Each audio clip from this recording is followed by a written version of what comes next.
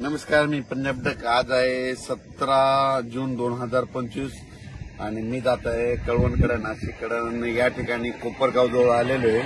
तर पाहू शकता मकाचं पीक उगून आलेलं आहे आणि काही ठिकाणी इतका पाऊस झाला की त्या ठिकाणी म्हणजे वापसा देखील नाही. तर अशी परिस्थिती झालेली आहे आणि काही भागामध्ये पाऊस कमी पडलेला आहे. तर राज्यातल्या सर्व शेतकऱ्यांना सांगितलं होतं की राज्यामध्ये आता मध्ये 20 तारखेच्या नंतर पावसाचा जोर ओसरणार आहे, म्हणून हा अंदाज लक्षात घ्या. म्हणजे राज्यातला पावसाचा जोर ओसरायला आता सुरुवात होणार आहे. पण राज्यातल्या सर्व शेतकऱ्यांना सांगितलं होतं काही भागामध्ये इतका पाऊस पडला तिथं वापसा नाही, काही भागामध्ये पाऊस कमी पडला आणि काही भागामध्ये म्हणजे इतका जास्त झाला की तिथं आणखीन एक महिने झालं पेरणी सुद्धा करता येत नाही. पण राज्यात मात्र सर्व शेतकऱ्यांना सांगितलं ज्यांची पेरणी झाली त्यांच्या झाल्या, ज्यांच्या राहिलं तर त्यांना जूनच्या शेवटच्या आठवड्यात एक चांगला पाऊस येणार आहे, म्हणून हा लक्षात घ्या.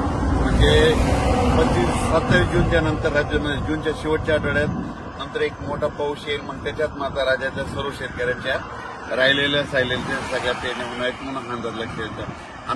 आता जे पाऊस पडला ज्यांच्या झालं त्यांचं झालं, ज्यांचे कापूस लागवड झालं.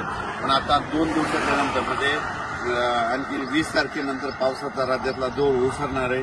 म्हणजे पाऊस कमी पडणार आहे. तसा पाऊस थोडा चालूच राहणार आहे. स्थानिक वातावरण तयार होऊन पाऊस राहील.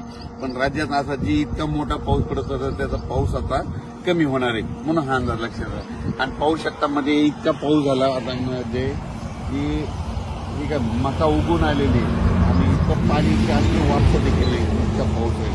म्हणून राज्यातल्या सर्व शेतकऱ्याला सांगू शकतो की आता 2 दिवसानंतर म्हणजे 20 पासून राज्यातला पावसाचा जोर ओसरायला सुरुवात होणार आहे. जास्त खूप काही म्हणजे आता राज्यात जास्त पडणार नाही, सरी मात्र येत राहतील. म्हणजे आणखी 2-4 दिवस मध्ये एकदम बंद होणार नाही, पण सरी चालत राहील. भाग बदलत